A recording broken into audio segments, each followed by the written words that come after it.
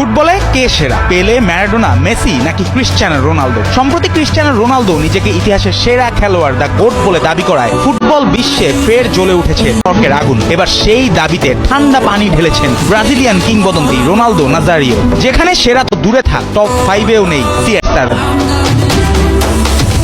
48 বছর বয়সী এই মহাতারকা ইএসপিএনকে দেওয়া এক সাক্ষাৎকারে স্পষ্ট জানিয়ে দিয়েছেন, সম্মান থাকলেও ক্রিস্টিয়ানোর আত্মপ্রশংসা তার পছন্দ নয়। আমি এই ধরনের বিতর্কে যেতে চাই না। মানুষ নিজের সম্পর্কে অনেক বেশি উচ্চ ধারণা পোষণ করে। আমি বরং চাই মানুষ আমার খেলা ও অবদানের কথা বলুক, আমি নিজে নয়। ক্রিস্টিয়ানো রোনালদোর ক্যারিয়ার অসাধারণ। সে সবকিছু জিতেছে, প্রতিটি পজিশনে থেকে গোল করেছে, নিজেকে বদলে নতুনভাবে প্রমাণ করেছে। নিঃসন্দেহে সে ইতিহাসের অন্যতম সেরা। তবে সেরা না, আমি একমত নই। আমার মতে সে টপ 10-এর ভেতরেই পড়ে।